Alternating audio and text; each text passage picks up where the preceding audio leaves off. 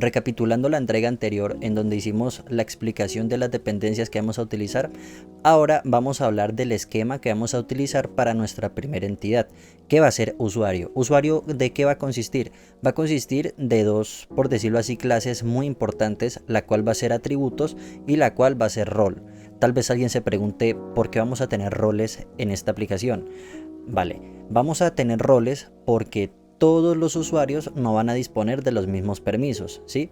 Vamos a disponer de un rol de usuario, de un rol de gerente y un rol de administrador. Bueno, aquí tenemos que acomodar la jerarquía, vamos a dejarlo así, ya más bonito. Y bueno, el usuario pues va a tener acceso a limitadas funciones, el administrador va a tener acceso a funciones adicionales a las del usuario y el gerente va a tener acceso a todos los permisos de la aplicación. Entonces me explico, el administrador va a poder ver datos del usuario como lo son, por ejemplo, la cédula. Pero el gerente, además de la cédula, va a poder visualizar lo que es su correo electrónico y dirección de domicilio, o algo así por el estilo, ¿sí? Ahora, en atributos vamos a tener pues los que estamos viendo ahí en pantalla: nombre, primer apellido, segundo apellido, email, cédula, dirección y password. Entonces esto es muy importante tenerlo claro desde el comienzo, porque recordemos, todo el tiempo no vamos a estar programando. Una gran parte del tiempo vamos a estar maquetando y diseñando nuestra idea. Ahora bien, las dependencias que vamos a utilizar ya las he mencionado en el video anterior, pero ahí hay que tener algo muy importante en cuenta. Vamos a utilizar Spring Security, pero de momento no vamos a configurar. De este modo, cuando creamos la aplicación y ya hemos agregado las dependencias, vamos a comentar lo que es la dependencia de Spring Security, para que al momento de desplegar no nos vaya a marcar un error, porque si no se configura lo que es la contraseña y la encriptación de la misma, esto nos va a generar un error, similar a cuando nosotros llamamos a la dependencia de MySQL, pero no realizamos la conexión directamente con la base de datos. Esto nos va a generar una incongruencia y un problema al momento de programar. Y ya que menciono esta parte, vamos a ir a lo que es nuestro archivo Properties. En nuestro archivo Properties vamos a hacer una pequeña mención a los aspectos más importantes. En application.properties, en nuestra aplicación, vamos a tener lo que es la conexión con la base de datos. De este modo tenemos en la primera línea Spring Application Name, vamos a designarlo como usuario, así le hemos designado lo que es nuestra aplicación. Además de eso vamos a tener Spring Data Source Driver Class Name, que vamos a indicarle que estamos utilizando MySQL como motor de base de datos. Y en Spring Data Source URL, aquí vamos a tener lo que es una sintaxis, una, por decirlo así, nomenclatura que nos va a permitir crear la base de datos en caso de que no exista. Esta sentencia es muy explícita. Localhost, pues estamos desplegando lo que es nuestro computador y pues en este caso sería el puerto, si no estoy mal, 3306 que tenemos en MySQL. El nombre de la base de datos, sistema _ usuarios. Si esta base de datos no existe, vamos a decirle al sistema por medio de este signo de pregunta que, bueno, lo que esté después de este signo de pregunta va a ser esta sentencia, que si no existe la base de datos, esta se va a crear de forma automática. Ahora tenemos Spring API Show SQL True. Esta línea lo que nos va a indicar es que al momento de nosotros ejecutar nuestra aplicación, al momento de nosotros realizar, por ejemplo, la creación, la lectura, la eliminación o la actualización de información dentro de nuestra base de datos, todos estos cambios los vamos a ver indicados en lo que es la terminal mediante queries de SQL. Y finalmente tenemos Spring API Hibernate de DL Auto. Esta va a ser, por decirlo así, nuestra capa de persistencia y cómo se va a manejar la información una vez nosotros despleguemos la aplicación y la detengamos. De momento tenemos Update, pero como recién estamos creando nuestra aplicación y va a ser susceptible a cambios, así sean minúsculos, vamos a dejarla con Create Drop. ¿Qué significa Create Drop? Que nosotros desplegamos y al momento de tener la aplicación se van a eliminar todas las tablas y los registros presentes en la misma. De este modo, si nosotros realizamos un cambio en lo que es el modelo, este cambio se va a poder efectuar con total naturalidad, a diferencia que si tuviéramos update, porque digamos tenemos update y agregamos un campo, modificamos uno ya existente, aquí nos va a marcar un error directamente en lo que es MySQL, un error de SQL. De este modo pues ya hemos hecho, por decirlo así, el ajuste, porque de momento estamos creando la aplicación y queremos la mayor flexibilidad al momento de realizar cambios. Ya más adelante podemos estar cambiando este create drop por update, porque pues no vamos a estar realizando cambios tan enormes a nivel de base de datos y a nivel del modelo de nuestras entidades. Ahora vamos a pasar a nuestro modelo. En el modelo vamos a tener la siguiente entidad, que esta entidad consiste básicamente en una clase que se llama usuario modelo, que contiene los atributos que vamos a estar necesitando. Todos estos atributos son los mismos que tenemos en el modelo, en el mapa conceptual que ya hemos enseñado pues en Draw.io, ¿sí? Pues aquí lo único que hemos agregado así, por decirlo así demás, es la fecha de creación. Y ya, ahora vamos a explicar lo que son las sentencias más importantes, los decoradores, importantísimo. Por ejemplo, tenemos el decorador entity.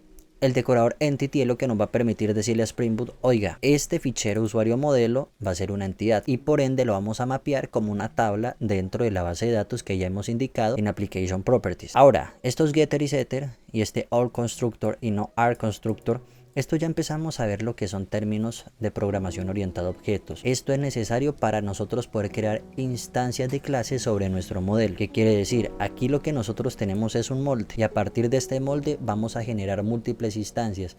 En nuestro caso, múltiples usuarios. El usuario Camilo, el usuario Camila, Sebastián, Juan, así sucesivamente. Son registros diferentes, pero todos van a partir del mismo molde, del mismo modelo y van a compartir básicamente todos los atributos. Ahora nos vamos a dirigir al rol del usuario. El rol del usuario lo vamos a determinar en un enum. De este modo, al momento de nosotros asignar, solo nos vamos a encasillar en estas tres categorías. Ahora bien, estaba omitiendo lo que es este campo del rol, ya lo hemos agregado, y este campo de rol va a estar directamente conectado a lo que es el fichero enum que hemos designado dentro de la misma carpeta del modelo del usuario. De este modo tenemos estas tres categorías que son las mismas que tenemos en el esquema anterior, las cuales son gerente, administrador y el usuario. Para nosotros asignar los roles del usuario directamente en la entidad, vamos a generar una instancia, lo que nos va a permitir generar lo que es la definición de cada usuario, si el usuario es gerente, si el usuario es administrador o si el usuario pues tiene permisos de usuario, que es lo más básico que tenemos pues aquí. Y de este modo ya hemos creado lo que es nuestro modelo. Ahora vamos a pasar a explicar lo que son los decoradores ya más específicos. Estos decoradores son, por decirlo así, un filtro primario que nos va a servir al momento de insertar información en nuestra base de datos. Entonces, por ejemplo, tenemos el atributo ID. Este atributo ID en particular tenemos que prestar atención porque con los simples decoradores estamos ahorrando bastante trabajo. ¿Qué quiere decir @ID? El @ID pues es literalmente el ID, ¿sí? Pero esto nos va a permitir indicarle que efectivamente es una entidad, porque si nosotros marcamos entidad pero no determinamos cuál es el ID, no se va a poder mapear la información de forma correcta directamente en la tabla de la base de datos. Seguimos con el decorador Generate Value. Generate Value, ¿qué nos va a determinar? Nos va a decir la forma en que se va a incrementar lo que es el valor del ID dentro de la base de datos. Tenemos claro de que si nosotros hacemos la primera inserción de un registro, este va a tener ID 1, el siguiente va a tener ID 2 y así sucesivamente. Ahora bien, con esta strategy, Generation Type Identity, lo que estamos diciendo es que va a ser autoincremental. A medida que se vayan agregando los registros, este va a ir subiendo de uno en uno. ¿Qué pasaría si nosotros no usáramos Generate Value? Muy probablemente, bueno, seguramente tendríamos que crear una función que a medida que hemos creado un usuario, este vaya incrementando su ID de uno en uno con una lógica ya más profunda, ¿sí? Pero como aquí ya tenemos este decorador, estamos ahorrándonos todo ese trabajo, toda esa molestia, simplemente agregando pues Generate Value. ¿Cómo se va a generar? Pues el ID. De este caso estamos diciendo que es autoincremental. Vamos a pasar con el decorador Column. Esto es propio de MySQL. Aquí estamos indicando lo que es el nombre y si es nullable. En este caso el nombre, para el atributo nombre, pues va a ser nombre y así es como se va a mapear en la base de datos. Cuando yo me refiero a mapear es que estamos haciendo un copia y pegue de la entidad directamente en la base de datos MySQL. Entonces se va a crear una tabla con el nombre usuario modelo y esta va a tener los atributos de nombre, primer apellido, email y así sucesivamente. Otro atributo destacable es un label. Si es false, significa que el valor no puede llegar nulo directamente a la base de datos. Ya si queremos agregar nuevas restricciones, como por ejemplo la dimensión de los caracteres, que no pueden ser menos de 2 caracteres, también podemos hacerlo y esas validaciones las vamos a realizar directamente en el DTO. De momento no, porque pues como les digo, estamos haciendo una explicación muy superficial de lo que es nuestro fichero usuario modelo. A medida que vayamos avanzando vamos a ir realizando más explicaciones. Ahora con el email, en email tenemos un atributo que es unique, que significa que no puede existir un atributo igual dos veces dentro de nuestra base de datos. Lo mismo sucede con la cédula. Y finalmente tenemos el atributo update table, que lo tenemos como falso, que quiere decir que si queremos actualizar este registro una vez creado, no se va a poder. Como se crea, así va a terminar el registro en la base de datos. Y como si estamos agregando esta validación directamente, por decirlo así, en lo más primitivo, entonces no se va a poder modificar, por más que nosotros querramos. Así le demos los permisos de gerente, de administrador y agreguemos dentro del servicio la lógica y en el controlador llamar al endpoint para generar esta modificación, inclusive agregándolo en el DTO del gerente, no se va a poder hacer la modificación porque ya le hemos ordenado explícitamente a nuestro modelo que esto no se va a poder realizar. Y esto sería lo que es la explicación del modelo en un primer momento. Ya vamos a seguir avanzando en lo que es el repositorio hasta llegar a generar lo que es el CRUD completo, en este caso para los permisos de lo que es el gerente, administrador y el usuario, ¿sí? Y vamos a determinar cómo estos permisos impactan al momento de acceder a lo que es la información y cómo interactúa cada uno de estos roles con lo que hay en la base de datos y en los registros. Entonces de momento vamos a dejarla aquí y en el siguiente video vamos a seguir hablando y explicando acerca de lo que sigue, que sería la creación del repositorio con métodos personalizados. Gracias por ver.